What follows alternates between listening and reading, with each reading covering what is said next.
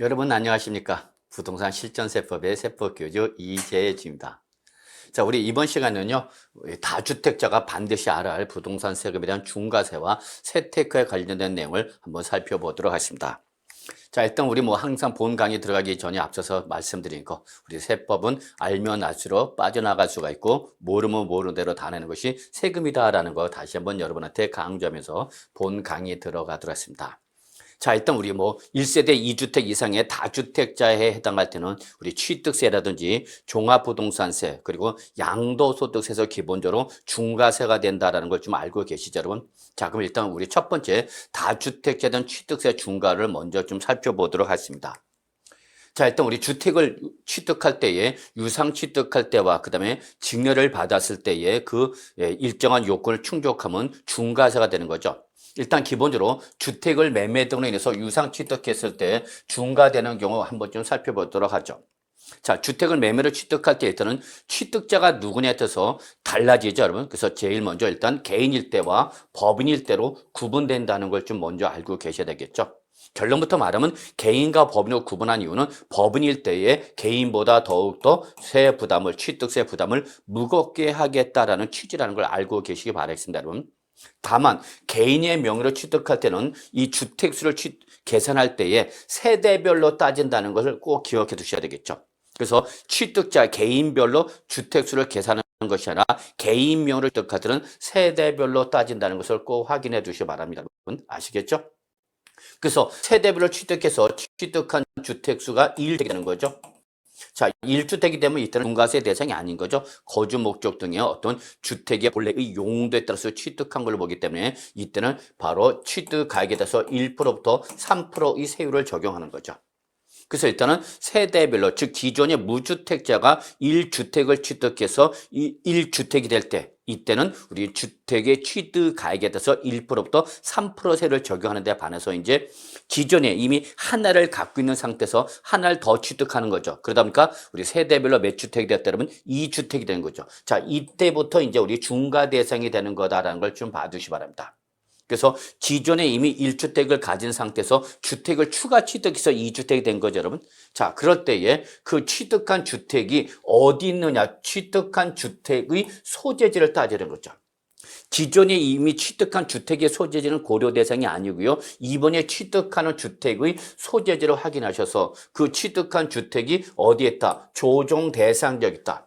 즉 주택법상 조정 대상지라면 우리 여러분 다 아시다시피 규제 대상 지역이죠, 여러분. 그래서 이미 하나를 갖고 있는데 하나 더 취득했어. 근데 이번에 취득한 주택이 어디에 있다, 여러분? 조정 대상 지역이 있답니다. 그러면 이때는 몇 프로 과세하는 거죠, 여러분? 8% 과세가 되는 거죠. 그래서 일반적으로 1주택일 때는 1%부터 3%의 세율을 적용하는 데 반해서 2주택이 됐을 때는 이제 조정 대상자는 주택을 취득하면서 2주택이 되면 8%의 세율이 높아지는 거죠, 여러분. 다만 이렇게 8%로 취득하는 경우를 적용 대상이라더라도 우리가 법에서 정하고 있는 일시적 2주택일 때는 이때는 요 8% 적용 대상에서 어떻게 하는 거죠, 여러분? 제외된다는 거. 이거 잘 알고 계셔야 되죠. 그래서 일시적 2주택에 해당할 때는 이때 즉 학업이라든지 취업이라든지 또는 직장 이전 등으로 인한 일시적 2주택일 때는 이때는 2주택이 되었더라도 8% 중과 대상에서 제외되는 거 알고 계셔야죠. 그럼 중과대상에서 제외니까 이때는 무슨 세율을 적용하는 거죠, 여러분? 바로 1주택 세율을 적용하는 거죠. 아시다시피 1주택 세율은 취득가액에 따라서 1%부터 3% 세율을 적용하는 거죠. 그래서 6억 이하일 때는 1%, 6억 초과해서 9억 이하까지는 바로 계산식에 따른 세율로 적용하는 것이고, 그 다음에 9억을 초과하면 마지막 제일 높은 세율 3% 적용하는 거죠, 여러분. 그래서 1주택일 때는 제일 낮은 게 1%, 제일 높은 게 3%가 되는데 2주택이 될 때는 몇 프로가 되는 거죠? 8% 적용 대상이 되고 그만큼 세부담이 커지는 거다라는 걸 알고 계시겠죠. 근데 이때 자 기존에 이미 하나를 갖고 있는 상태에서 하나 더 추가 취득해서 2주택이 됐는데 그 이번에 취득한 주택이 조정 대상적이 아닌 지역이라죠. 비조정 대상적이다. 그러면 그때는 그냥 우리 1주택과 동일한 1%부터 3% 세율을 적용하는 거다라는 걸 알고 계시기 바랍니다, 여러분. 그렇죠, 여러분? 네. 그 다음에 이미 주택을 두 개 갖고 있는 상태에서 하나를 더 취득해서 이제 몇 주택이 됐다면 3주택이 된 거죠. 근데 이번에 취득한 그 주택이 어디에 있다면 조정 대상지역에 있다. 그러면 이때는 몇 프로가 되는 거죠? 그러면 12%로 중과세가 되는 거죠. 12%로. 반면에 이번에 취득한 주택이 조정 대상지역이 아닌 지역에 있다. 그러면서 3주택이 됐다. 그때는 우리 8%, 즉 조정 대상자 2주택자 동일한 세율을 적용하는 거죠. 자, 그 다음에 이미 3개 이상, 3개를 갖고 있는데 하나 더 취득해서 이제 몇 주택이 된 거죠? 그러면 4주택 이상이 된 거죠. 자, 그럴 때는 이때는 조정 대상 지역에 이냐 아니냐를 관계없이 무조건 몇 프로 여러분 12% 적용받는 거다라는 걸 꼭 알고 계셔야 되겠죠. 그래서 결국은 우리가 개인이 취득했을 때에 세대별로 주택수를 합해서 몇 주택이 된 거죠? 여러분 2주택 이상이 되면서 어디에 있을 때 여러분 조정 대상지역에 있을 때는 이때는 바로 8% 세율을 적용하는 데 반해서 3주택이 됐을 때에는 조정 대상지역이면 12%고 조정 대상지역이 아니면 8%의 중과세를 적용하는 거고, 자, 이제 4주택 이상이 되면 그때는 조정 대상 지역 여부에 관계이시 없이 몇 프로가 적용되는 거죠? 그러면 12%가 적용되는 거다라는 걸 꼭 알고 계셔야 되겠죠? 그러다 보니까 조정 대상 지역이냐 아니냐 판단은 어떨 때만 여러분 2주택과 3주택일 때만 판단하는 거죠. 2주택이 됐을 때와 3주택이 됐을 때만 그 취득한 주택의 소재지가 조정 대상 지역 여부를 확인해야 되는 거죠. 즉 1주택이 되거나 4주택 이상이 되면 그때는 조정 대상 지역 소재 여부 관계없이 1%또 3% 세를 적용하거나 또는 12% 세를 적용받는 거다라는 걸 꼭 알고 계셔야 되겠죠. 근데 만약에 여러분 이번에 주택을 매매로 취득한 것이 아니라 누가 취득했다? 법인의 명의로 취득한 거죠. 그러면 그때는 취득한 주택의 수와 관계없이 또 주택의 소재지와 관계없이 무조건 몇 프로 여러분 12%가 적용되는 거다라는 걸 알고 계셔야 되겠죠. 무조건 12%다. 누구 명의로 취득하면 법인의 명의로 취득하면 바로 무조건 주택의 수와 또는 조정 대상 지역 여부에 관계시 없이 무조건 12% 적용하는 거죠. 이거는 2020년도와 2021년도에 이렇게 다주택자에 대한 중과세를 피하기 위해서 우리 개인 명의로 취득한 것이 아니라 우리 개인 법인을 만들고 법인의 명의로 취득함으로써 요 중과 대상이 되는 걸 빠져나간 걸 이걸 규제하겠다는 거죠. 그래서 2020년도와 2021년도에 세테크로서 가장 각광을 받았던 것이 바로 개인 기업을 만드는 거죠. 그래서 법인 명의인데 사실은 명의는 법인 명의지만 사실은 개인 명의와 똑같은 거죠. 그래서 이렇게 법인 명의를 통해서 다주택자에 대한 중과세를 빠져나간 걸 못하게 하겠다라고 해서 이제 우리 법인을 2020년 8월 때부터 이제 중과 대상, 규제 대상을 만들어 버린 거죠. 아시겠죠, 여러분? 그래서 결론은 이렇게 매매대로 취득했을 때 개인과 법인을 확인하시고 법인 명의 무조건 12%고 개인 명일 때는 세대별로 취득한 주택의 수를 확인하셔서 조정 대상 여부에 대해서 1%또 3% 또는 8% 또는 12% 적용이 된다는 걸 잊지 마시기 바라겠습니다. 아시겠죠? 다만 우리 조정 대상률은 2주택인 경우라도 우리 법에서 정하고 있는 일시적 2주택일 때는 중과 대상에서 제외된다는 걸 알고 계시죠. 근데 나중에 다시 한번 설명드리겠지만 중과 대상에서 제외되되 여기는 반드시 뭐가 들어간다 그러면 사후 관리에 들어간다. 사후 관리에 들어간다는 걸 꼭 기억해 두셔야죠. 즉 2주택이 됐으니까 빨리 하나를 처분하라는 얘기죠. 그래서 종전주택을 법에서 정하고 있는 일정한 기간 이내에 처분해서 1주택으로 만들어야 된다. 그랬을 때 안에서만 중과 대상에서 빼주겠다는 얘기죠. 만약에 이 법에서 정하고 있는 3년 이내에 종전주택을 처분하지 못해서 1주택이 안 됐다. 그럼 그때는 우리 중과 대상에서 빠져나간 걸 다시 중과세하는 거죠. 그래서 이때는 차액에 대해서 추징 들어간다는 거 알고 계시고요. 그래서 항상 제가 강조하는 건 일시적 2주택일 때는 우리 8% 중과대에 있어서 빠져나갈 수 있지만 뭐가 들어간다 그러면 사후 관리에 들어간다. 이걸 여러분이 꼭 좀 취득자한테 우리 부동산 전문가인 여러분이 설명을 해 주실 수 있어야 되지 않을까 생각합니다. 아시겠죠, 여러분? 예. 자, 이렇게 보시면 되겠고요. 그러다 보니까 일단 우리가 한번 우리가 개인 명의로 주택을 취득할 때에 그 주택의 수와 소재지에 따라서 적용하는 세율이 달라진다는 거 알고 계시죠, 여러분? 그래서 한번 좀 보면은 1주택이 되거나 즉 무주택자가 1주택이 된 거죠, 여러분? 또는 조정 대상지역이 아닌 지역에서 2주택이 되거나 또는 조정 대상지역의 2주택자라도 일시적 2주택일 때는 이때는 우리는 중과 대상에서 어떻게 하는 거죠? 빠져나가는 거죠. 다만 항상 주택일 때는 주택의 전용 면적을 확인하셔서 85제곱미터 이하일 때는 85제곱미터 이하일 때는 농어촌 특별세가 비과세가 되는 거라는 걸 꼭 확인해 두셔야죠. 85제곱미터 이하일 때는 항상 농어촌 특별세가 비과세가 되는 거다라는 걸 여러분은 알고 계셔야 되겠죠, 여러분. 자, 그래서 이때는 우리 1주택이 됐을 때는 결국은 우리 취득가격에 대해서 1%부터 3%의 취득세 세율을 적용하고 우리 85제곱미터 이하면 농어촌 특별세 비과세가 되는데 반해서 85제곱미터를 뭐하면 초과하면 그죠 여러분 이때는 우리 기본적으로 1%부터 3%일 때는 0.2%의 농어촌 특별세가 부과되는 거죠. 자, 그리고 역시 부가세로서 농어촌 특별세 외에 뭐가 쫓아오는 거죠 여러분? 지방교육세가 쫓아오죠. 그래서 기본적으로 우리 지방교육세는 취득세 표준세에서 2% 뺀 거에 20%를 우리 지방교육세를 하다 보니까 우리 세율에 따라서 지방교육세는 85제곱미터 이하일 때는 0.1%부터 0.3%가 되거나 또는 85제곱미터 초과한다라도 0.1%, 0.3% 적용돼서 결국은 우리 1주택일 때 세부담률은 국민주택 규모 이하의 85제곱미터 이하면 1.1%부터 3.3%까지 가는데 반해서 우리 85제곱미터 초과 때는 1.3%또 3.5%까지 세부담률이 나온다는 걸 좀 봐두시면 되죠. 그래서 결국은 여러분은 실무에서는 요 세부담률만 보시면 되죠. 굳이 뭐 취득세, 농어촌 특별세, 지방교세 구분하실 필요 없이 취득에 따른 세부담률을 확인만 하실 수 있으면 되겠죠. 다만 요때에 요거는 사실상 실무에서는 누가 하죠 여러분? 실무상으로는 법무사가 얘기를 해주고 있기 때문에 뭐 여러분은 그 법무사가 오기 전까지만 홀딩할 수만 있으면 되지 않을까 생각합니다. 자, 그 다음에 이번에는 1주택을 가진 상태에서 1주택을 추가 취득해서 2주택이 되었다. 근데 그게 조정 대상지역이 있다. 또는 조정 대상지역이 아닌 지역에서 3주택이 되었다. 역시 그때도 85제곱미터 이하 초과 여부 확인하셔서 이번에는 중과세가 되는 거죠, 여러분. 그래서 이때는 취득세는 기본적으로 8% 중과 대상이 돼요. 요 두 가지일 때는 중과되죠. 다만 85제곱미터일 때는 농어촌 특별세 비과세가 된 데 반해서 우리 85제곱미터를 초과할 때는 농어촌 특별세가 0.6%로 올라가는 거죠, 여러분. 왜? 중과 대상이 되기 때문에.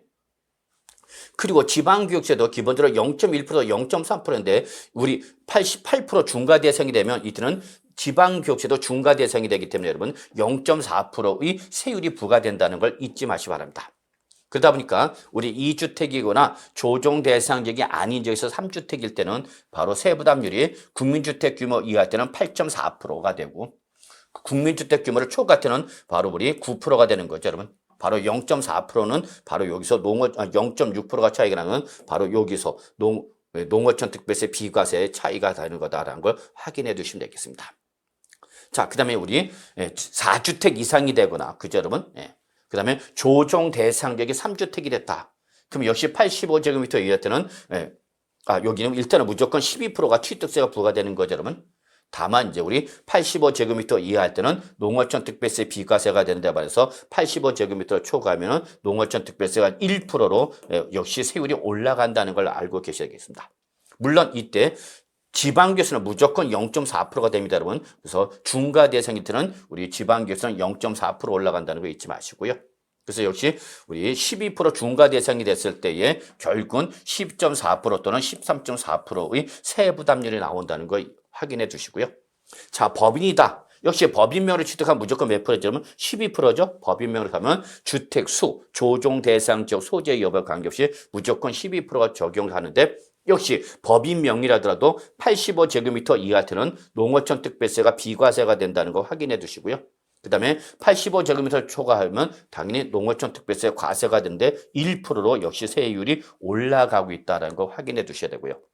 그 다음에 역시 우리 지방교육세 0.4% 중과 대상이 돼서요. 기본적으로 법인 명의로서 하면은 우리 국민주택 규모 이하할 때는 12.4%, 국민주택 규모를 초과하면 13.4%로 세부담률이 올라간다라는 걸 확인하시기 바라겠습니다, 여러분. 아시겠죠, 여러분? 그래서 여러분은 결국 우리 주택의 수와 조정 대상 지역 여부에 따라서 세부담률만 좀 확인하실 수 있으면 되지 않을까 생각합니다. 이런 건 여러분 뭐 우리 테이블 위에다가 유리 테이블 밑에다 이렇게 보면서 언제든지 보실 수 있도록 하는 것도 나쁘지는 않을까 생각합니다, 여러분. 자, 이렇게 보시면 되겠습니다. 자, 그럼 우리 한번 주택을 유상취득했을 때 취득세를 한번 직접 사례별로 한번 좀 보죠. 자, 일단 서울인 조정 대상 지역에 소지하는 걸로 확인하고요. 시가 10억 원의 매매가 이루어지면서 전용 면적이 100제곱미터입니다. 여기서 전용 면적 100제곱미터는 국민주택 규모 초과한 거죠. 국민주택 규모 초과했으니까 농특세 어떻게 하는 얘기냐면 과세하라 그 얘기죠. 농특세가 부과되는 거죠. 자, 그럼 한번 볼까요, 여러분? 첫 번째, 무주택자인 개인이 매매로 주택을 취득해서 1주택이 된 거죠. 그래서 1주택이 되었다 그 얘기죠, 여러분.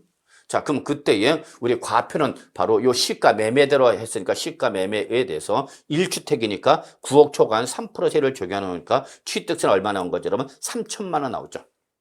그 다음에 85제곱미터를 초과했기 때문에 농어촌 특별세 0.2% 과세가 되는 거죠. 그래서 바로 우리 200만 원의 농특세가 부과될 것이고, 그 다음에 지방교육세가 역시 0.3%서 300만 원 추가되어 갖고, 여러분 결국은 우리 1세대 1주택일 때 세부담률은 3.5%가 돼서 3,500만 원이 취득세 등으로 내야 되는 거죠.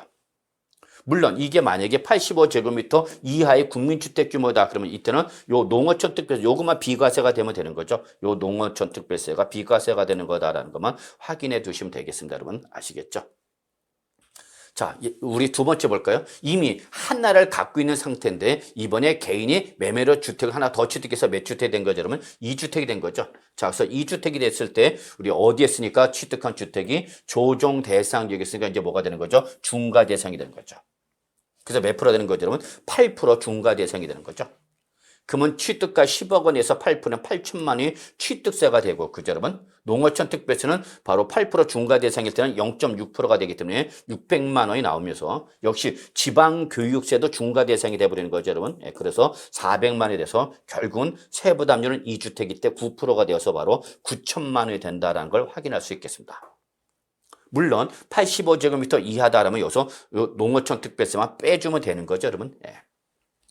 자, 마지막 세 번째, 이미 두 개를 갖고 있는 상태에서, 기존에 두 개를 갖고 있는 상태에서 개인이 매매를 취득한 거죠. 그래서 몇 주택이 되었다, 여러분? 3주택이 되었답니다. 이때 그 취득한 주택이 어디 있죠, 여러분? 조정 대상 지역에 있는 거죠, 여러분. 그럼 이때는 3주택 취득에 대한 중과가 적용되기 때문에 12%가 적용되는 거죠, 취득세가. 그러니까 취득가 10억 원의 12%는 1억 2천만 원이 취득세를 부과되고 그에 따른 농어촌 특별세가 1%로 역시 증가가 돼서 1천만 원이 농어촌 특별세가 부과되고요. 그 다음에 지방교세는 계속해서 0.4%의 중과 대상으로서 400만 원 추가돼서 결국은 우리 10억 원이 취득한 3주택자일 때는 13.4%의 세부담률이 증가돼서 1억 3,400만 원의 취득세를 내야 된다는 걸 확인하실 수 있겠습니다, 여러분. 그렇죠? 다만 이게 개인이 아니라 누구 명이면 법인 명의라 법인이다. 그러면 이때는 우리 주택수, 그죠, 여러분? 조정 대상 지역 여부에 관계 이시 없이 기본으로 몇 프로 가는 거죠, 여러분? 12%가 취득세가 되는 거죠, 여러분? 여기다 이제 우리 농어촌 특별세와 우리 이제 지방교육세를 합해서 세부담률이 결정되는 거다라는 걸 확인할 수 있겠습니다, 여러분. 아시겠죠, 여러분? 자. 그런데 말입니다. 우리가 주택수를 따질 때에 여러분 주의할 게 있죠, 여러분. 아주 중요하죠. 사실은 중요한 것이 바로 주택수. 자, 1주택이냐, 2주택이냐, 3주택이냐, 4주택이냐 이 주택수를 판단할 때에 여러분이 꼭 알고 계셔야 되는 것이 바로 우리 주택수 판단 범위를 확인할 수 있어야 되겠죠, 여러분. 특히 공인중개사인 여러분은 부동산 전문가라서 이 부분을 알고 계시죠. 앞에서 말씀드린 내용은 이미 뭐 여러분이 쉽게 인터넷 우리 네이버라든지 다음 등에 뭐 다 나와 있는 자료죠, 여러분. 그러나 여러분은 그거에 대한 판단을 하실 수 있어야 되겠죠. 일단 세대별로 소유 주택수를 계산할 때 무조건 더하는 게 있죠, 여러분. 네.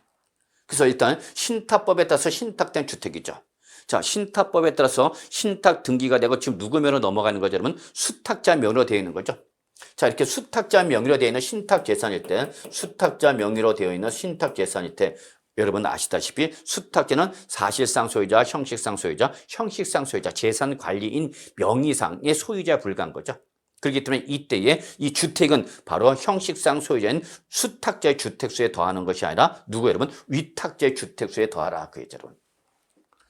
자, 이것도 여러분 우리 바로 다주택에 대한 중과세를 빠져나가는 걸 못하게 하는 거죠. 역시 2020년, 2021년도에 다주택에 대한 중과세를 빠져나가는 가장 그때 절세 방법 중에 바로 두 가지 중에 하나가 바로 아까 말씀드렸던 개인 기업으로 명의를 취득하는 거 하나. 그다음에 우리 아니면 신탁 상품에 가는 거죠. 그래서 이 당시에 금융기관이 은행이라든지 이런 데서 부동산 신탁회사에서 자기네 부동산 신탁 상품에 가입하라고 하는 거죠. 저희 부동산 신탁 상품에 가입하면 명의가 저희 부동산 신탁 은행 부동산 신탁회사 명의로 넘어오고 따라서 개인은 1세대 1주택자를 유지하면서 사실상 다주택재단 종합부동산세 양도 다 빠져나간 거죠.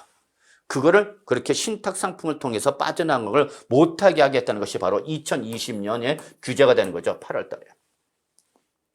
그래서 명의상 수탁자로 했더라도 우리는 과세를 할 때는 누구한테 가겠다? 사실상 소리는 위탁자한테 과세하겠다는 얘기죠. 이때 바로 이 재산세, 종합부동산세가 다 개정이 되는 거죠.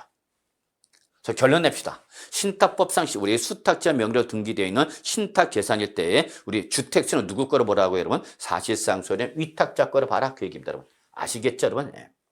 그 다음에 여러분이 꼭 좀 하나 저는 이걸 엄청 강조하는데 이때 주택수를 계산할 때는 이 주택은 물론 실물 자산이 주택은 물론이지만 우리 조합원 입주권과 주택 분양권도 그리고 심지어는 오피스텔인데 바로 주택분 재산세로 과세는 오피스텔은 주택수 계산할 때 어떻게 하라 그러면 더하라는 얘기죠. 주택수에 포함하랍니다. 자, 이전까지는 조합원 입주권과 주택 분양권 그리고 오피스텔 같은 우리 주택수에는 관계가 없었습니다. 물론 조합원 입주권이나 주택 분양권 그 자체는 취득세 과세 대상은 아니죠. 물론 조합원 입주권을 승계 취득할 때는 이때는 우리 조합원 입주권만 넘어오는 것이 아니라 대지 지분까지 넘어오기 때문에 대지 지분에 대한 취득세를 내는 것은 당연하겠지만 그 조합원 입주권이나 또는 주택 분양권 그 자체는 취득세 과세 대상이 아니었기 때문에 주택세에 포함하지 않았습니다. 그런데 2020년 8월 12일 날 지방세법이 개정이 되면서 이때 주택수를 계산할 때는 주택은 물론 조합원 입주권과 주택 분양권 그리고 주택분 재산세로 과세가 되는 오피스텔 때문에 이것도 주택수에 어떻게 하라? 포함하라 그 얘기죠. 포함하라. 근데 여러분 이걸 꼭 기억해 두셔야죠. 그러면 기존에 갖고 있던 모든 조합원 입주권, 주택분양권 그리고 바로 주택분 재산세로 과세했던 오피스텔이 있다면 기존 거도 무조건 주택수에 포함하는 거냐? 아니다는 얘기죠. 이걸 보셔야죠. 지금 법이 개정된 이후에 법이 개정된 이게 바로 2020년 8월 11일 지방세법 개정 일자입니다. 문재인 정부에서 바로 우리 취득세, 종합부동산세, 양도소득세 중과 규정을 우리 하던 바로 법률이 신설된 규정이죠. 그래서 바로 2020년 8월 12일이 바로 지방세법 개정 일자고요. 그 개정된 이후에 취득한 것만 우리 소유자 주택수에 포함하는 거다라는 걸 꼭 기억해 주시기 바랍니다. 여러분 아시겠죠? 그러니까 모든 조합원 입주권과 주택분양과 주택분 재산세 과세 대상 오피스텔을 주택세에 포함하는 것이 아니라 이 법이 개정되고 나서 이후에 취득한 것만이죠. 그래서 2020년 8월 12일 이후에 취득한 것만 포함 대상이 되는 거고 2020년 8월 11일 이전에 취득한 것은 이전 취득분은 얘는 주택으로 본다 안 본다 안 보는 거죠, 여러분. 얘는 주택과 관련이 없는 겁니다, 여러분. 아시겠죠, 여러분? 그래서 여러분 요거를 꼭 좀 기억해 주시 바랍니다. 제가 가끔 가다가 우리 실무에 종사하신 분들한테 한번 얘기를 하다 보면 이런 것을 잘 구분을 못하고 계시네요, 여러분. 이런 것은 왜 모르냐? 개정된 내용만 봤지 개정 부칙은 안 봐서 그런 거죠. 항상 여러분 우리 세법은 개정이 되면 개정 이 부칙 규정을 꼭 보셔야 됩니다. 저는 이걸 엄청 강조해. 이 개정 부칙 규정을 보면은 언제부터 적용하는 거다. 어떤 것이 개정된 규정이 적용 대상인 거다. 이런 걸 여러분이 이걸 통해서 확인해야 되는 겁니다. 여러분. 아시겠죠? 우리 이 실무세법을 들으신 분은 이미 다 알고 계신 거겠지만 꼭 잊지 마시기 바랍니다. 그래서 결론 냅시다. 조합원 입주권이나 주택 분양권이나 주택분 재산세 과세 대상의 오피스텔은 무조건 2020년 8월 10일 이후 것만 적용한다는 거죠.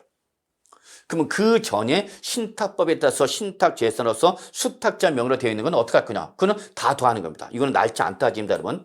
그래서 2020년 8월 10일 이후부터는 그 전에 수탁자 명의로 등기된 신탁 재산이라도 위탁자 주택수에 더한다는 걸 주의해 주시기 바라겠습니다, 여러분. 아시겠죠, 여러분? 예.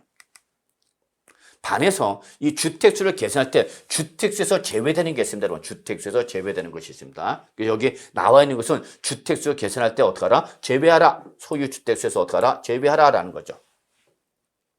첫 번째가 우리 취득세 중과 대상에서 제외되는 이 주택 중 법에서 정하고 있는 주택일 때는 이때는 요 중과 대상에서 제외할 뿐만 아니라 중과 대상에서 제외할 뿐만 아니라 주택수에서도 제외하라라는 걸 꼭 좀 기억해 두시 바랍니다. 아시겠죠, 여러분?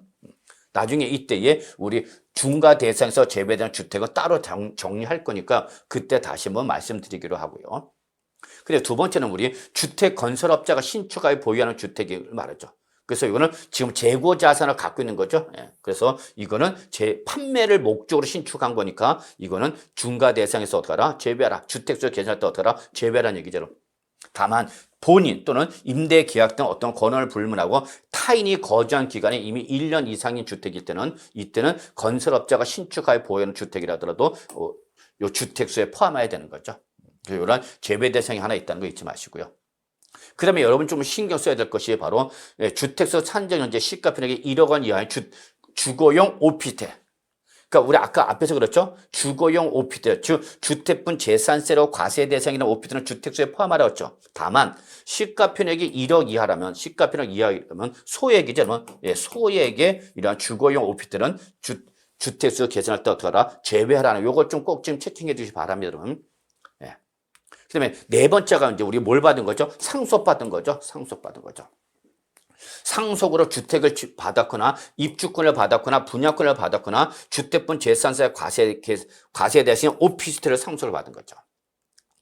그래서 상속을 받은 지 아직 몇 년 지나지 않았다면 이걸 꼭 기억해두시죠. 상속받은 지 5년이 지나지 않은 주택 등일 때는 얘들은 어떻게 하라? 제외라는 얘기죠.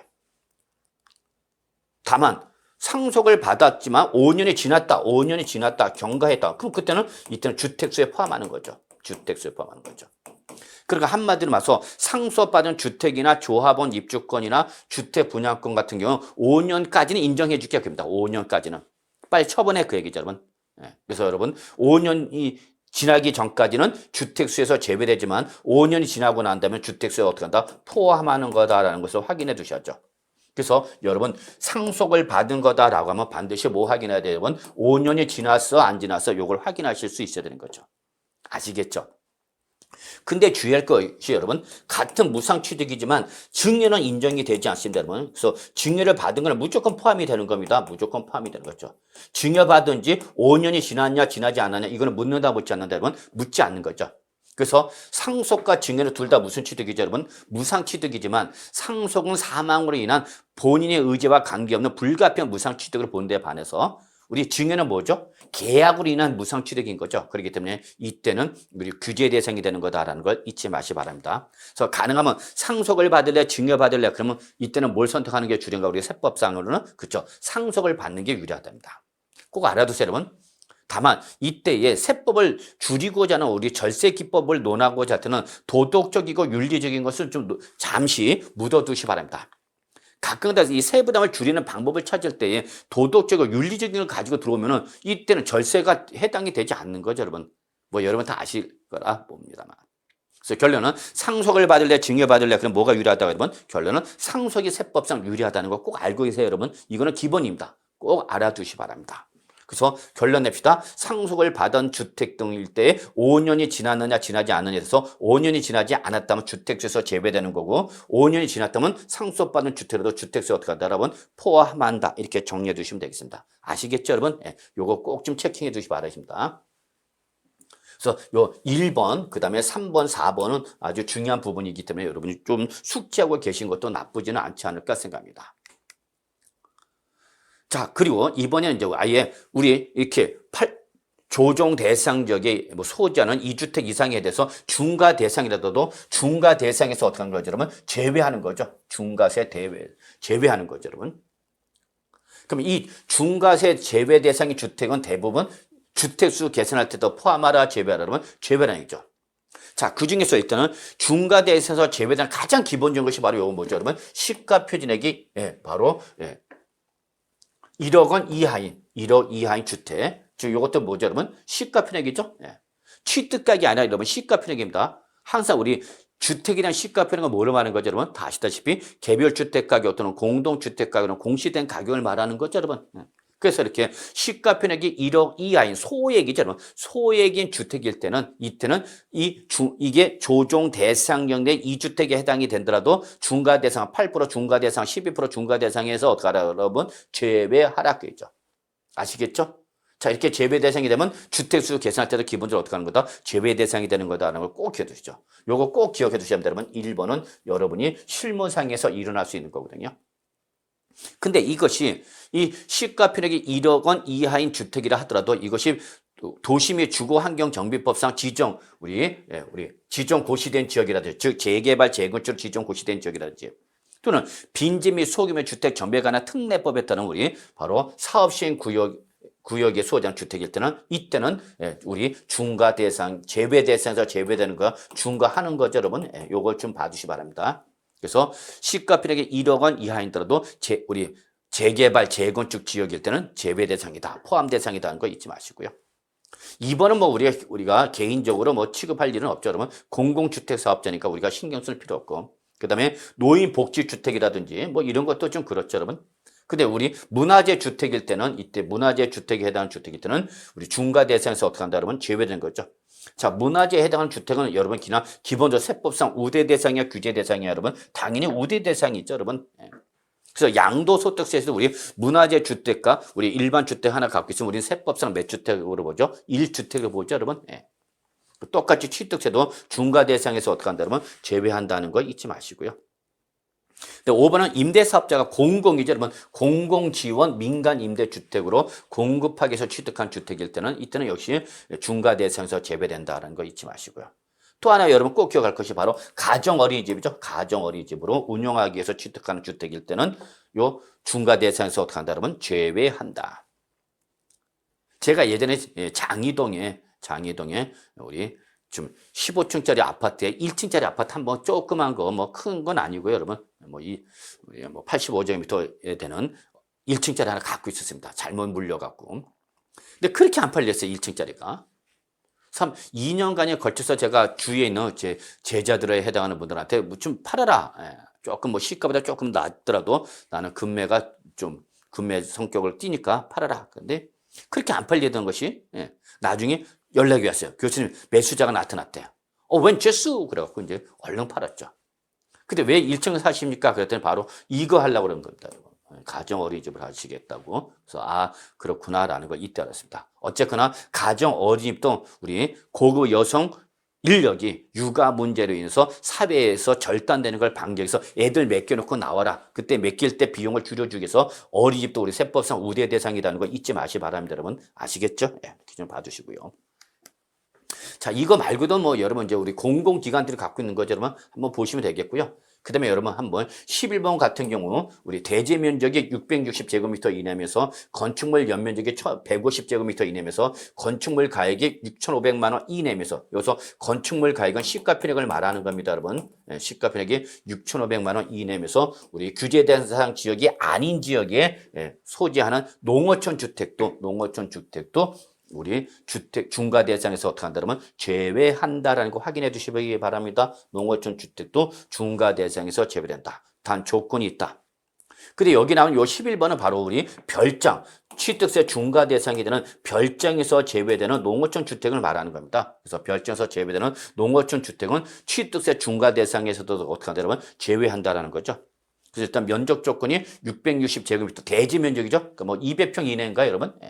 그다음에 연면적은 얼마 여러분? 150제곱미터 이내면서 시가표액이 바로 6,500만 원 이내이면서 우리 규제 대상 지역이 아닌 지역에 있어야 된다는 거 확인해 주시면 되겠습니다. 자, 그다음 뭐 12번 사원 임대용 주택이라든지 또 물적 분할로 이런 거 뭐 우리 개인과는 관련이 없죠. 또 뭐 14번, 15번 이런 걸 여러분이 그냥 한번 눈으로만 보시면 되겠습니다. 다만 주의할 건 여러분 우리 임대사업자 임대주택은요. 기본적으로 임대사업자 임대주택은 우리 주택수 대상에 포함이 된다는 걸 주의해 주시기 바랍니다. 그래서 임대 목적으로 취득한 주택은 어쨌거나 주택수를 계산할 때 포함이 되는 거다라는 걸 좀 확인해 두시기 바랍니다. 자, 그러면 이번에 한번 좀 사례별로 한번 좀 조금 더 들어가 봅시다. 그래서 기본적으로 뭐 여러분도 알고 계시지만 한 번 더 확인하는 의미에서 개인이 주택을 매매 등으로 취득할 때 중과세 대상을 판단해야 되겠다. 자, 이때 주택수를 판단할 줄 알아야 되겠죠, 여러분? 그럼 이때 기존의 주택수, 그 다음에 이번에 신규 취득한 주택, 그리고 그래서 조정 대상지죠. 그래서 여러분 요거 하나만 기억하시면 되죠. 조정 대상지역이 아니야라는 것은 기존 주택을 무시하는 겁니다. 어떤 것만 이번에 신규 취득한 주택만 조정 대상지역에 있는 거냐 아닌 거냐만 확인하면 됩니다. 기존 거는 이미 지나갔잖아요. 취득세 이미 내고 지나간 거기 때문에 지나간 것은 조정 대상지역 여부를 묻는 것이 아니라 조정 대상지역이 있냐 아니냐라는 것은 이번에 신규 취득한 주택만을 가지고 따지는 거다라는 걸 확인해 주시면 되겠습니다.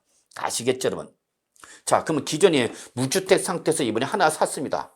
그러면 이것이 조정 대상적이 아닌 지역에 있느냐, 조정 대상적이 있느냐, 관계없이 1주택이 되기 때문에 1주택은 무조건 몇 프로죠, 여러분? 바로 주택 유상 승계 취득세를 1%또 3% 적용하는 거죠, 여러분? 예. 자, 그런데 하나를 갖고 있는 상태에서, 이미 하나를 갖고 있는 상태에서 이번에 하나 더 산 거죠. 그러면 이제 몇 주택이 된 거, 여러분? 2주택이 되는 거죠, 2주택. 그런데 그 새로 취득한 주택이 조정 대상지역이 아닌 지역에 있는 거라는 거죠, 여러분. 그럼 이때는 그냥 1주택자 동일하게 취급하면 되는 거죠, 여러분. 아시겠죠?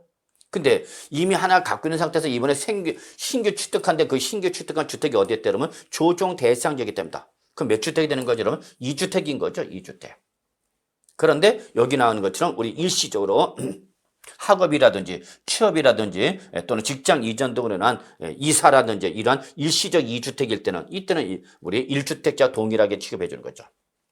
다만 항상 제가 강조하는 것은 일시적 2주택일 때 뭐 들어간다 그러면 사후 관리 들어간다. 이걸 절대 놓치면 안 됩니다, 여러분.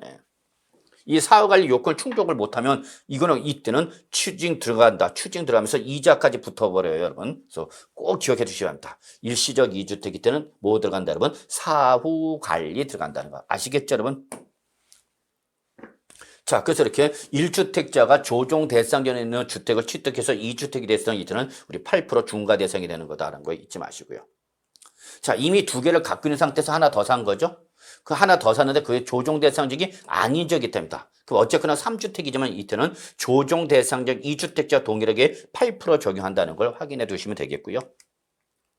그 다음에 이미 갖고 있는데 2주택을 갖고 있는 상태에서 조정 대상적에 있는 거 하나 더 산 거죠. 그래서 몇 주택인 거죠? 3주택이죠. 그러면 조정 대상적의 3주택자 몇 프로라면 12% 중과되는 거죠. 뭐. 아시겠죠, 여러분? 자, 이미 3주택을 갖고 있는 상태에서 이번에는 이제 어디에 하나 더 샀는데 이때는 3주택 이상부터는 이제 우리 4주택이 돼서 조정 대상적 소재 여부 관계없이 4주택자가 되기 때문에 무조건 12%로 적용되는 거다라는 거 잊지 마시고요. 자, 이때 주택수를 계산할 때 여러분 우리 주택은 물론 뭐죠? 여러분 입주권도 포함한다고 그랬죠? 조합은 입주권 또는 우리 주택분 재산세와 과세에 대해서는 오피트 또는 분양권 다 주택수에 포함하라고 했죠. 그래서 조합원 입주권을 하나 갖고 있는 상태. 그럼 우리는 몇 주택자를 보는 거냐면 1주택자를 보는 거죠.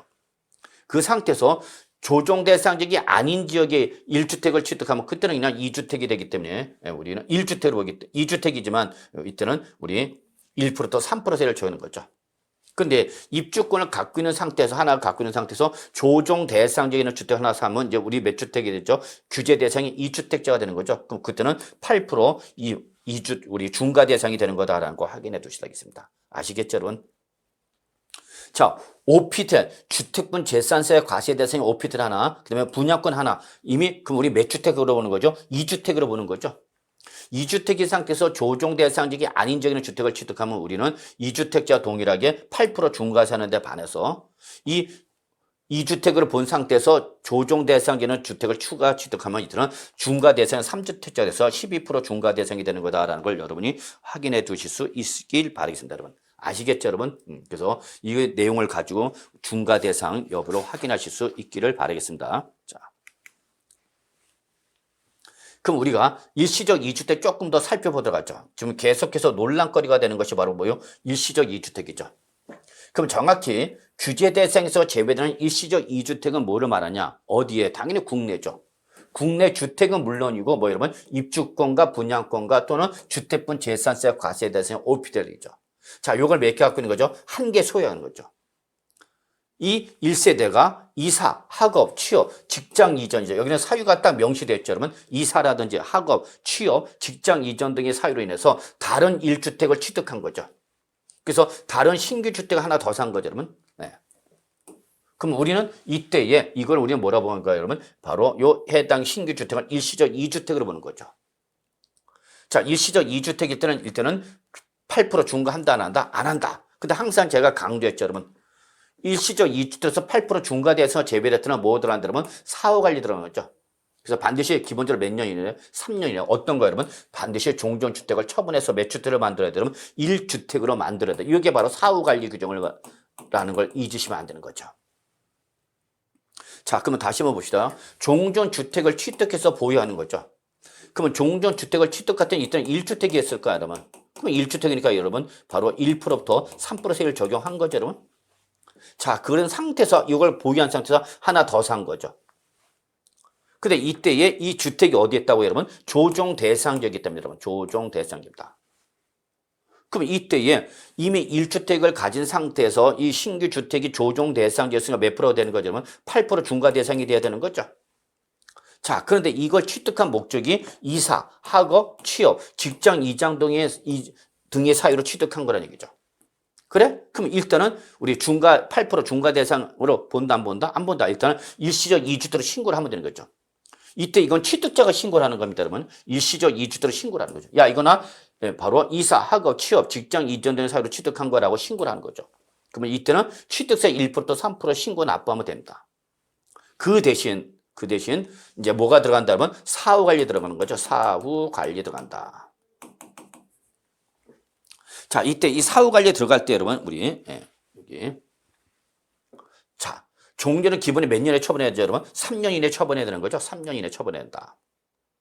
다만 이때에 종전주택과 신규 주택 모두 어디에 있으면 조정 대상지역에 있다. 그러면 이때는 우리 2주택 해소 기간이 3년이 아니라 2년이었죠, 여러분. 자, 이게 개정이 됩니다, 여러분. 예, 개정이 돼갖고 이번에 2023년도 2월 달에 제가 지금 강의할 당시에는 아직 개정이 안 됐지만 2023년 2월 중에 지방세법 시행령 개정을 통해서 이제는 종전주택, 종전주택, 신규주택, 조정 대상 지역 여부에 관계없이 무조건 2주택 해소 기간을 3년으로 조정해버리겠다라는 겁니다. 그래서 이제 2년짜리 없애버리는 겁니다. 그래서 2023년 1월 12일 이후에 취득한 거일 때는 이때는 우리 아마 소급 적용해서 2월 달에 개정이 되지만 우리 1월 12일부터 소급 적용이었고 무조건 2주택 해소 기간을 3년으로 통일시켜 버리겠다. 이제 2년짜리 1년짜리 없다. 그 얘기로 정리해 주시 바라겠습니다. 여러분 아시겠죠? 네.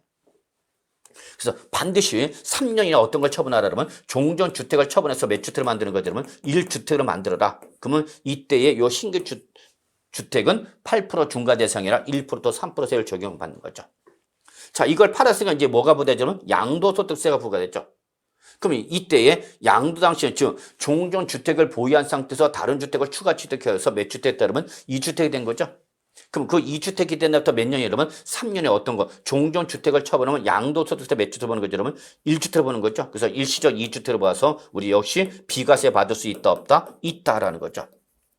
그러니까 여러분 요 일시적 2주택은 결론은 우리 취득세, 종합부동산세, 죄송합니다. 취득세, 그다음에 종합부동산세, 그리고 양도소득세 이 세 군데에서 일시적 2주택 규정이 다 나온다는 걸 꼭 알고 계시고요.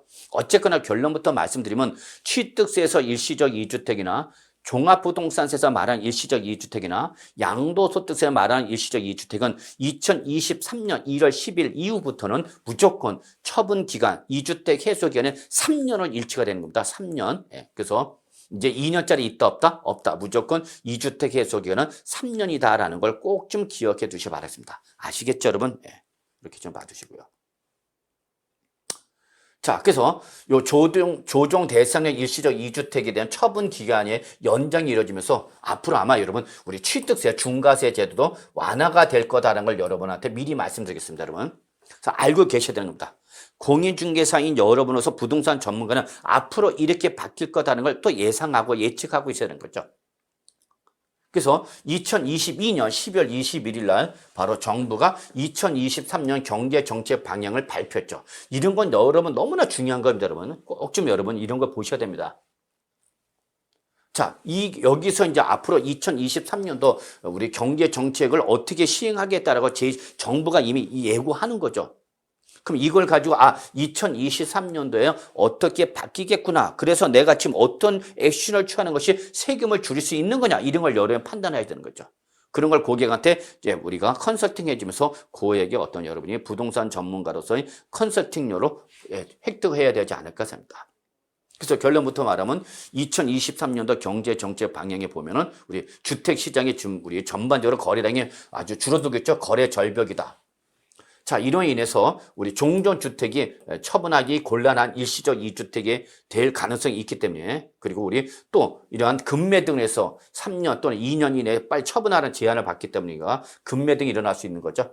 그로 인한 시장 충격을 최소화하기 위해서 자, 이제는 이주택 모두 조정 대상직에 있는 경우라도 처분 기한을 우리 몇 년 여러분 3년을 연장하겠다라고 발표가 된 거죠.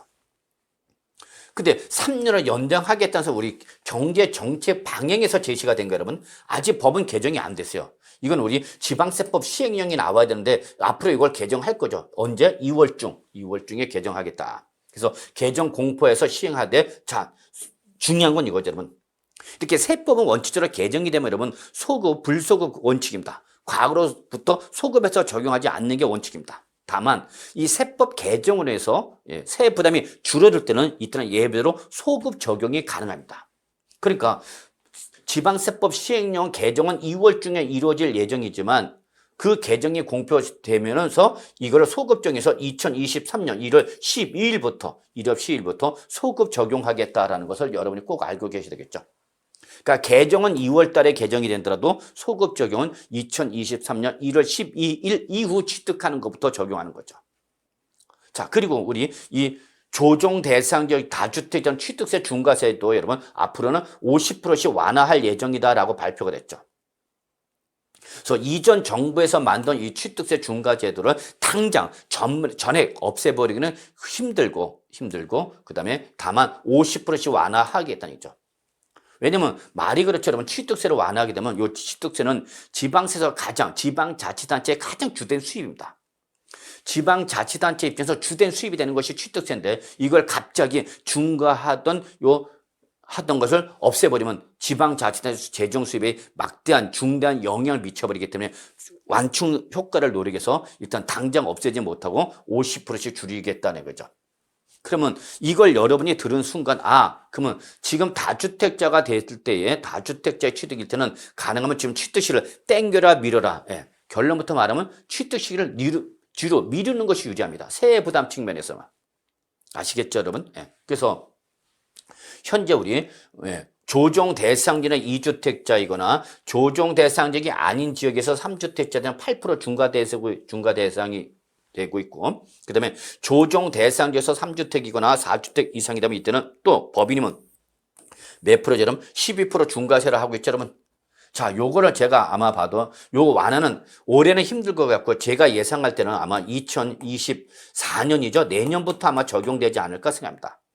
빠르면 하반기 아니면 2024년 1월 1일부터 그래서 아마 2023년 7월 달이나 7월 말이나 8월 초에 2024년도 지방세법 개정 방향이 나오면 그걸 통해서 확인할 수 있을 거라 봅니다. 그래서 결론은 이렇게 8% 또는 12% 중과하던 것을 50%씩 인하해갖고 50%씩 인하해서 4% 또는 6%로 줄여버리겠다라는 걸 여러분이 예상하고 있어야 되고요. 그래서 다주택자가 될 때 특히 임대사업자 같은 경우는 지금 당장 임대주택을 취득하기보다는 조금 임대주택의 취득시를 뒤로 미루는 것도 나쁘지는 않다라는 걸 여러분이 알고 계셔야 되고 이런 걸 여러분이 바로 전문가로서 제공을 해줘야만 그 고객이 만족할 수 있지 않을까 생각합니다. 여러분. 아시겠죠, 여러분? 이렇게 좀 봐주시고요. 자, 그 다음에 우리 입주권이나 분양권을 한 개 보유한 상태에서 한 개 보유한 1세대가 그 입주권이나 분양권을 소유한 상태에서 다른 주택을 취득한 거죠, 여러분. 그러면 이때에 그 2주택 해소 기간은 입주권을 취득한 날부터 2주택 우리 분양권, 입주권이나 분양권을 취득한 날부터 일시적 2주택 기산을 한다는 거죠. 중요한 건 여러분이 입주권이나 분양권에 의하여 주택을 취득했을 때부터 여러분, 자, 무슨 말이냐. 여기 기존의 주택을 하나 갖고 있습니다, 여러분. 기존 주택 하나 갖고 있는 거죠. 자, 주택을 취득해 있는 상태에서 요때에 우리 아파트 당첨권 하나 갑시다. 아파트 당첨권 취득했답니다. 분양 신청해서 당첨될 수도 있겠고요. 딱지 전매를 취득할 수도 있는 거죠. 자, 그럼 이때는 취득세 과세 대상이 아니야? 아니죠, 여러분? 왜? 아파트 당첨권 자체는 취득세 과세 대상이 아니죠. 자, 그리고 나서 이제 우리 아파트 당첨권이 이제 완성이 된 거죠. 그래서 완성됐어요. 완성된 아파트가 된 거죠. 자, 그럼 이때 취득이라면 이때 취득세 과세를 하는 거죠. 자, 그러면 기존의 주택을 갖고 있는 상태에서 이걸 또 취득한 거니까 이제 몇 주택인 거지? 그러면 2주택이 된 거죠. 근데 이것이 바로 우리 이사라든지 또는 뭐 학업이라든지 취업이라든지 직장 이전 돈이나 일시적 2주택이다. 그러면 이때는 8% 중과세 안 하고 1%또 3% 적용하는 거죠. 그 대신 사후관리 들어가는 거죠. 몇 년 이내 처분하라? 3년에 어떤 거 종전코 처분해야 되죠. 그럼 이때 3년이 되는 기산점이 언제부터냐는 얘기죠. 요 당첨권을 취득할 때 3년이 되는 거냐 아니면 요 당첨권이나 입주권에 의해서 완성된 아파트를 취득했을 때 요때부터 3년 이내가 되는 거냐. 그럼 이때에 이 주택은 여러분 아파트 당첨권이나 입주권 주택이다 아니다? 아니죠. 그러니까 바로 그 입주권이라든지 또는 당첨권이 뭐로 바뀌면 아파트로 바뀌면 요때부터가 이제 2주택이 되는 거니까 이때부터 몇 년 이내 여러분 3년 이내에 어떤 거 종전주택을 처분하면 된다 그 얘기입니다. 여러분 아시겠죠? 그래서 결론은 우리 입주권이나 분양권을 취득하면 그 입주권과 분양권을 취득할 당시부터 3년 이내가 아니라 그 입주권이나 당첨권이 뭐로 바뀌었을 때 아파트로 완성이 됐을 때 그때부터 2주택 해소 기간이 적용이 되는 거다라는 걸 잊지 마시기 바랍니다. 여러분 아시겠죠? 자, 그다음에 이번에 일시적 2주택 해소 기간 및 취득세 추징 한번 보죠. 자, 일시적 2주택으로 신고를 하면은 이때는 우리 몇 프로 가는 거죠? 그러면 1%부터 3% 세율 적용받는 거죠? 그래서 8% 적용해 안 해? 안 하는 거죠. 자, 그 대신 조건이 있죠. 취득한 어떤 이제 몇 년이라면 3년 이내에, 그죠? 이제 조정 대상적 여부에 관계없이 무조건 3년 이내에 어떤 걸 처분해야 되죠? 여러분, 종전주택을 처분해야 되는 거죠. 근데 종전주택을 처분했다, 못했다, 못했다. 그럼 이제 1주택이 됐다, 안 됐다? 안 된 거죠. 자, 그러면 이때 2022년도까지는 2022년도 12월 말까지는 보통 징수로 갑니다, 여러분. 보통 징수. 보통 징수를 누가 여러분? 과세권자인 지방자치단체장이 세액을 계산해서 뭘 보내주죠? 고지서 보내주죠. 고지서가 날라가면서 여기 뭐가 붙죠, 여러분? 가산세가 붙죠, 여러분. 가산세가 붙죠. 이때에 이것이 2023년부터는 요거를 뭘로 바뀌겠다, 여러분? 신고납부로 바꾸겠답니다. 신고납부로. 그래서 3년이 처분하지 못했다. 그러면 3년이 처분하지 못한 날, 즉 일시적 2주택 기간 경과한 날, 3년 된 날이죠. 그날부터 며칠 이내? 60일 이내 어떻게 하라 그러면 신고하고 납부하라. 이걸로 바꾸겠답니다. 근데 이게 아직도 지금 지방세법이 개정이 안 되고 있어요, 여러분. 그래서 당초 2023년도 개정안이 나와 있었던 겁니다, 여러분. 그래서 지금 현재 정말 우리 여의도 왜 그런지 모르겠습니다. 정말 제밥에만 관심 있는 것들이 모인 데가 바로 여의도인데 우리 국민이 참 정신 차려야 되겠죠. 자, 그래서 이렇게 3년 이내 처분하지 못했다. 그러면 이때는 당초 중과 대상이었던 8%세를 적용해서 산출한 세액이 나오고 여기서 당초 1%부터 3% 납부한 세액을 빼야 되는 거죠. 이걸 추징하는 거죠. 이제 추징하는데 이제 이거를 보통 징수로 가지 않고 네가 자발적으로 어떻게 하라 그러면 신고하고 납부하라 그럽니다, 여러분. 물론 이 당시 이미 납부한 세액에 가산세가 부과된 상태이면 이때는 차감하는 이미 납부세액에 가산세를 어떻게 하죠? 그러면 제외하는 거죠. 시험 공부 많이 하셨죠? 예. 그래서 결국은 8%에서 당초 1%또 3% 납부한 것을 제외한 것을 자발적으로 어떻게 하라? 신고하고 납부하라 그입니다. 그러면 종전 보통 징수에서 신고 납부로 바뀜으로써 뭐가 추징이 되는 건 똑같은 건데 뭐가 다르냐? 뭐가 없죠, 여러분? 가산세가 없죠, 여러분. 일단은 1차적으로 네가 자발적으로 신고 납부를 하게 되면 과소 신고 납부분에 대한 그리고 납부 지연 가산세를 부과하지 않겠다 그 얘기입니다, 여러분. 아시겠죠? 근데 이게 아마 정부 안에서 지금 개정안이 올라갔는데 지금 국회가 안 열리고 있는데 지금 이 입법 개정 작업을 안 하고 있습니다, 여러분. 정말 답답하네요. 빨리 개정이 될 텐데 어쨌거나 우리는 이렇게 개정이 될 거라는 걸 알고 계시기 바라겠습니다, 여러분. 아시겠죠? 그리고 요거는 개정된 거 꼭 확인하시고요. 개정 확정되면 다시 제가 한번 홈페이지에 올릴 테니까 항상 좀 관심을 가져주시기 바라겠습니다, 여러분. 아시겠죠?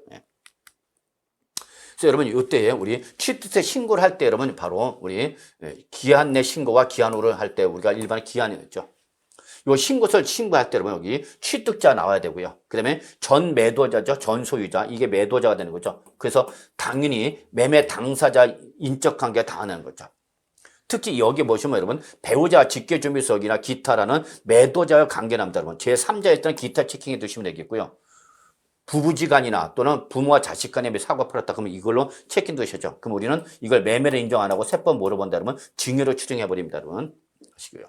자, 그래서 여기 취득세 내야 되고요. 예, 그리고 신고를 하면서 특히 여기 취득 상세 명세서를 좀 작성해야 됩니다, 여러분. 예. 그래서 취득자가 개인이냐 법이냐. 그래서 법인일 때는 매매로 법일 수는 무조건 중과 대상이 되는 거죠. 자, 개인이다. 그러면 이때는 당사자. 그래서 우리 증여자, 무상일 때는 증여자 기준, 그리고 매매일 때는 취득자 기준에서 우리는 세대주와 세대원의 인적사항을 밝히랍니다. 밝히랍니다. 자, 그 다음에 여기 우리 이 취득주택의 소재지가 어디냐 확인하시고 그 다음에 우리 별장인지 고급주택인지 발표하라. 이게 바로 뭐죠, 여러분? 사치성 재산, 우리 8% 중과 대상이 되는 거죠, 여러분. 8% 중과 대상이 되는 것들이기 때문에. 그래서 사치성 재산인지 아닌지 확인하라. 그 얘기죠, 여러분. 그래서 별장 고급주택 사치성 재산 확인하시고요. 조정 대상 지역이냐 아니냐 확인하라. 그 얘기죠, 여러분. 그러면 이때 이 조정 대상지에서 중과 대상일 때 중과 제외 대상이냐 아니냐를 확인하라. 해당 없다. 이건 다 본인이 하는 겁니다. 본인이 확인해야 되는 겁니다. 그러니까 이걸 본인이 취득한 자가 이런 내용을 모르면 이거 골치 아파지는 거죠. 그리고 취득 형태 밝혀야 되고요. 이런 내용을 좀 봐주시기 바랍니다. 특히 내가 일시적 2주택일 때는 여기 체킹해 두셔야 합니다. 일시적 2주택일 때는 체킹해 두시면 되겠고요. 그 대신 일시적 2주택일 때는 1% 3% 세율 적용하되 뭐 들어가는 거예요, 여러분? 사후관리 들어가는 거죠. 근데 만약에 일시적 2주택에 해당 없다. 그럼 8% 내놓으면 되는 거죠. 이렇게 이걸 작성해야 된다는 걸 확인해 두시기 바라겠습니다, 여러분. 아시겠죠?